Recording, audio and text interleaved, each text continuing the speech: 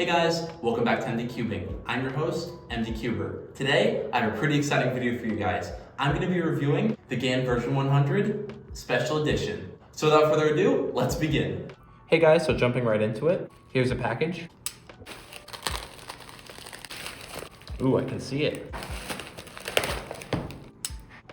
Trying not to destroy the packaging. Don't really need this. Slide it out. Giving me some trouble. There we go. This box is very pretty. Here's the cover that went over it. W unboxing experience. The cube, shiny. The accessories, a limited edition bag. Accessories tool, limited edition stickers plus application tape, and a pamphlet. I only really care about the tensioner though. Unboxing the cube. The box is the same for the regular version 100. And first turns. This is very frosted.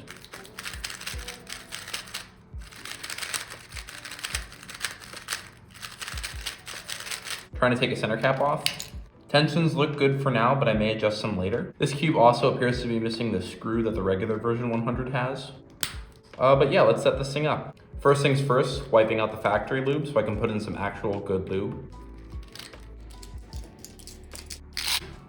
As always, I love to show you guys the mechanism, and before I go ahead and lube it, I just want to show you what the pieces look like. The edge pieces are identical to that of regular version 100. The only difference is the color of the magnets and the physical pieces themselves. Here are the corner feet. It's the same thing. The color plastic and the magnet capsules are different, but everything else is the same. Along with that, as I showed the mechanism previously, it has frosted plastic and springs. However, I'll save cube comparisons for the later part of this video.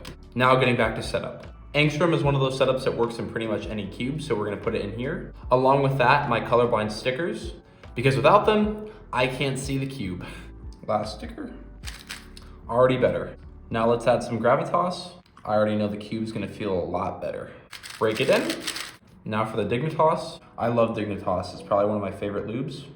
Now let's break it in. Now the last step, the DNM. If you add too much DNM, it can make the cube very fast.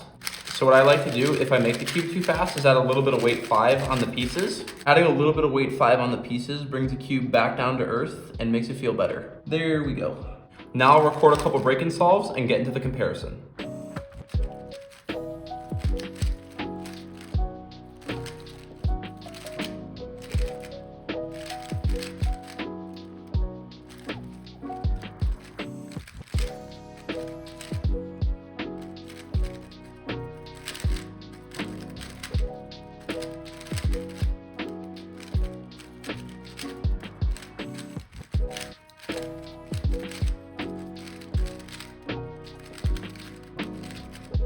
If you ever feel like the cube is still a little bit too fast, you can always go back and add some Dignitas. In this case, I might do that. A little bit more Dignitas.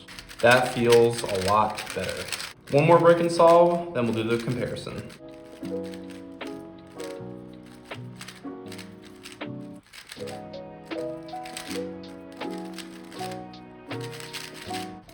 Nice. There are 3 cubes that I want to compare this new version 100 to. That being the regular maglev version 100, the GAN 16 maglev Max Pro, I think, and the GAN 12. These cubes are $39.95 on the cubicle, $84.95 on the cubicle, and $50-something in the cubicle, high 50s.